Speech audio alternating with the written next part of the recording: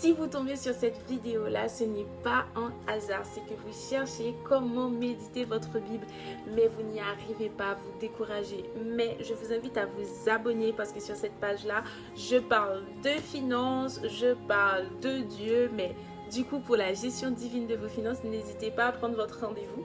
Alors, en fait, pour votre méditation, avant de commencer, vous devez prier, vous devez être disposé pour entendre la voix de Dieu. Je sais que c'est très compliqué, c'est quelque chose vraiment à vous désespérer quand vous lisez votre Bible. Ah, mais c'est trop compliqué et du coup vous arrêtez. En fait, non.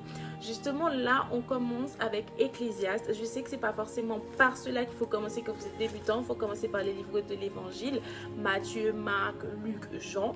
Mais en fait, là, pourquoi Ecclésiaste? Parce que c'est la parole de Salomon, sagesse, enfin, du coup, et c'est très très court aussi, c'est que 12 chapitres. Je me dis au moins comme ça, vous pouvez commencer tout petit jusqu'à ce que vous pouviez avoir les rouages pour pouvoir comprendre comment méditer. Donc, vous devez lire votre Bible. Avant de lire votre Bible, vous devez prier. Donc, demandez à Dieu de vous guider. Qu'est-ce qu'il souhaite révéler? Qu'est-ce qu'il souhaite vous dire en fait quand vous allez ouvrir votre Bible? Vraiment, n'ayez aucune crainte que Dieu vous guidera. Alors, on va commencer avec Ecclésiaste 5. Si vous n'avez pas vu les autres chapitres, je vous invite à aller les regarder. Comme ça, on va pouvoir poursuivre. Et bien évidemment, je vous invite à prendre votre Bible.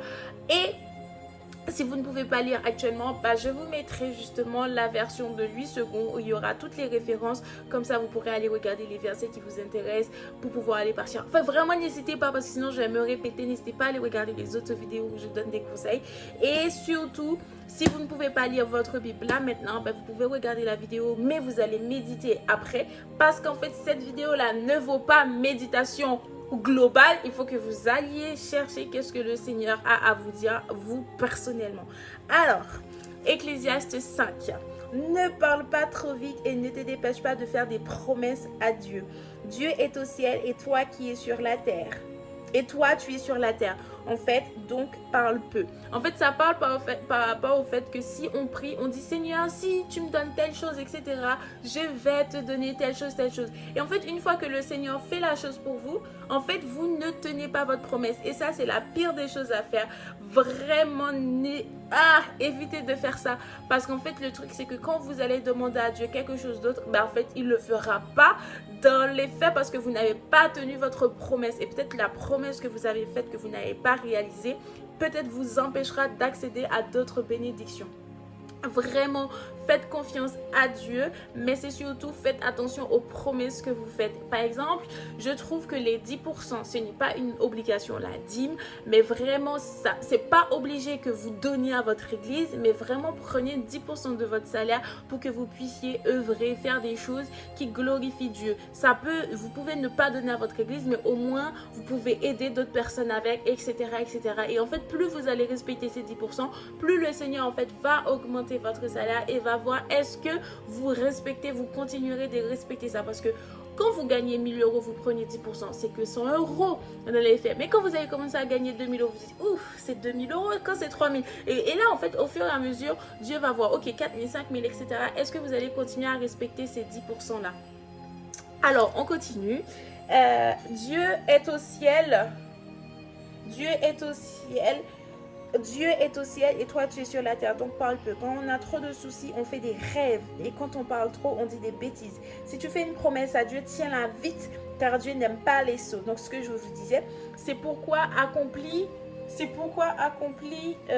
que tu as promis. Il vaut mieux rien promettre que de faire une promesse sans la tenir. Évitez les paroles qui te font commettre une faute. Ne sois pas obligé de dire au prêtre, je me suis trompé. Sinon, Dieu va se mettre en colère à cause de ce que tu as dit.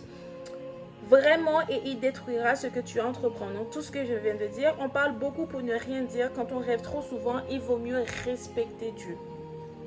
Ceux qui ont le pouvoir s'en servent mal. Ne sois pas surpris quand tu vois le pauvre écrasé par l'injustice, quand les gens ne respectent ni les lois ni la justice dans le pays.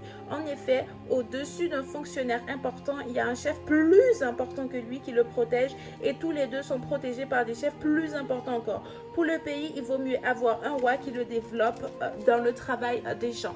Si vous allez dans la version lui second Ecclésiaste 5, pardon.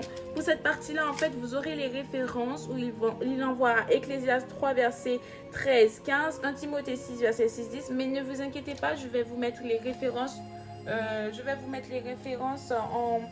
Dans la description de la vidéo.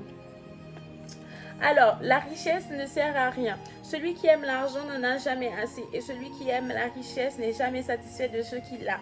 Cela non plus n'a pas de sens. En fait, le truc, c'est que vous devez en fait pas vous contenter de ce que vous avez dans le sens vous restez sur vous-même, mais en fait, vous devez vous sentir reconnaissant pour ce que Dieu vous donne. Et en fait, parce que si vous n'êtes pas déjà reconnaissant pour ce que Dieu vous donne actuellement, est-ce que quand Dieu va vous donner plus, vous serez reconnaissant?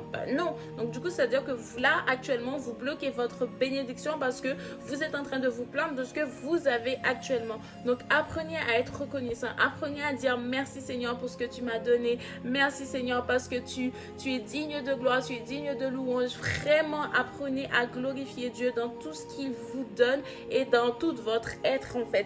Parce que sinon, vous êtes en train de vous tirer une balle dans les pieds tout seul en fait. Alors, quand un homme possède beaucoup de biens, beaucoup de gens les dévorent. Qu'est-ce que cela lui rapporte? Il peut seulement regarder sa richesse. Celui qui vit de son travail dort bien. Quand il a peu à manger et aussi quand il en a beaucoup. Mais le riche n'arrive pas à dormir parce qu'il possède trop de biens. Bon, ça... Je sais pas trop, je sais pas. En fait, oui et non, dans le sens où vous allez vous inquiéter de vos affaires. En réalité, si quelqu'un ne possède rien, il n'a à s'inquiéter de rien. Mais en fait, le truc, c'est que si vous vous inquiétez de ce que vous possédez, c'est parce que vous les avez pas possédés de la bonne façon. Parce que normalement, vous êtes censé être en paix. C'est comme, par exemple, là, vu que ma page, je vais parler de finances dessus, c'est comme investir. Si vous investissez dans un projet et que vous n'arrivez pas à dormir sur vos deux oreilles, c'est que vous n'avez pas investi dans un bon projet. Normalement, quand vous investissez, vous êtes censé pouvoir dormir tranquillement. Donc, c'est plutôt dans ce sens-là que j'aurais pris ce verset-là, même si je sais que c'est pas dans ce sens-là que Salomon a voulu l'écrire. Mais voilà. Sous le soleil, j'ai remarqué une situation pénible, celle d'un homme qui a mis sa richesse en réserve et cela cause son malheur. Cette richesse disparaît dans une mauvaise affaire. Voilà. Cette richesse disparaît dans une mauvaise affaire et quand il met au monde un fils, il n'a plus rien dans les mains. Il doit quitter cette terre comme il est arrivé quand il est sorti du ventre de sa mère, c'est-à-dire tout nu. Il n'a rien retiré de son travail. Il ne peut rien emporter avec lui. En plus, je pense que vous connaissez ça. Les gens n'arrêtent pas de dire « Ouais, je suis venue tout nu devant de ma mère, je ressens une femme. » Voilà. Du coup, ça vient d'Ecclésiaste. Parce que tout le temps, les gens disent ça, mais vous ne savez peut-être pas d'où ça sort. C'est un grand malheur pour lui. Il doit quitter le monde comme il est arrivé. Qu'est-ce qu'il a gagné? Il a travaillé pour rien. De plus, dans sa vie, il a connu beaucoup de soucis et de tristesse, la colère et le découragement. C'est pourquoi, voici ce que je pense. Le mieux pour les humains, c'est de manger, de boire, de profiter des résultats de leur travail pendant la vie que Dieu leur donne. C'est la part qui leur revient. En effet, Dieu peut donner à quelqu'un d'être riche, d'avoir des biens et de s'en servir. Cette personne peut profiter alors de la part qui lui revient, des résultats de son travail. C'est là un don de Dieu. Alors elle oublie que sa vie est courte parce que Dieu remplit son cœur de bonheur. En fait, encore une fois, comme je l'ai dit dans les autres vidéos, mais au cas où vous ayez la flemme d'aller regarder les autres vidéos, je vais vous faire un résumé. En fait, Salomon, c'est le fils de David. Et en fait, il a demandé la connaissance. Du coup, il a eu beaucoup de sagesse. Il a été le roi le plus fortuné d'avant et jusqu'à présent, du coup. Mais dans son époque, là. Donc, il a régné 40 ans en Israël, il a été roi, mais en fait, le truc, c'est que son cœur, à la fin, n'était plus avec Dieu, même s'il avait la sagesse, il pouvait pas, en fait, il possédait pas, du coup, la sagesse spirituelle, parce que, du coup, malgré qu'il a bâti le plus grand temple de Dieu, etc., il ne possédait pas en fait la sagesse spirituelle parce qu'à la fin, son cœur n'était plus avec Dieu parce qu'il servait d'autres dieux à cause des femmes qu'il avait. Il avait 700 princesses et 300 concubines, donc 1000 femmes. Oh. Ah là là, bref. Du coup, on voit bien dans ses descriptions, dans son écriture que vraiment... c'est de la en fait dépression, donc on voit bien qu'il déprime un peu trop et c'est ce qu'on peut, enfin en tout cas c'est, même si on lit tous les trucs qu'il décrit, etc., mais en fait à chaque fois dans chaque passage vous voyez bien cette tristesse, qu'il a peur de partir, qu'il a peur de mourir en fait. Et en fait, pourquoi au final on voit qu'il a peur de mourir? Parce qu'il a travaillé soi-disant pour rien, mais en réalité il a travaillé pour rien. Pas parce que du coup il a travaillé pour rien, mais c'est parce qu'en fait il n'avait plus Dieu. Donc en fait toute sa richesse ne représentait rien, donc tout n'était que vanité, tout simplement parce qu'il n'avait plus Dieu. Donc aujourd'hui, si vous n'avez pas Dieu et en fait et que vous avez tout, en fait vous avez rien. Mais si vous avez Dieu et que vous n'avez rien, vous avez tout. Parce que même si vous avez l'impression que vous n'avez rien, mais en réalité ça viendra. C'est juste après votre mindset qu'il faut travailler. Parce qu'en fait dans le livre d'Ecclésiaste, peut-être que ça peut être interprété qu'on n'est pas amené à avoir beaucoup de richesses, etc. Mais c'est faux en fait, c'est la façon dont c'est amené. Parce que Dieu en fait dans Jean 10 verset 10, il est venu, bon après il y a la partie voleur, nanana, mais il est venu pour qu'on soit pour qu'on ait la vie et qu'on soit dans l'abondance. Donc en fait à aucun moment il a dit qu'il faut qu'on soit pauvre. Et aussi si on va dans le livre de Genèse, on voit que Dieu a tout mis en place avant qu'il crée nous êtres humains. Donc il a aucun moment il a dit qu'il faut être pauvre. C'est juste qu'il ne faut pas que l'argent soit votre maître, parce qu'on ne peut pas avoir deux maîtres. Donc c'est juste ça. Donc vraiment, je vous invite d'abord à chercher le royaume des cieux avant de chercher le monde. Parce qu'en fait, si vous cherchez le monde, à quoi ça sert? Ça sert à rien en fait. C'est juste en fait chercher d'abord le royaume des cieux et tout le reste vous sera donné par-dessus tout. Même si vous avez l'impression qu'aujourd'hui c'est compliqué d'accéder à certaines choses, etc.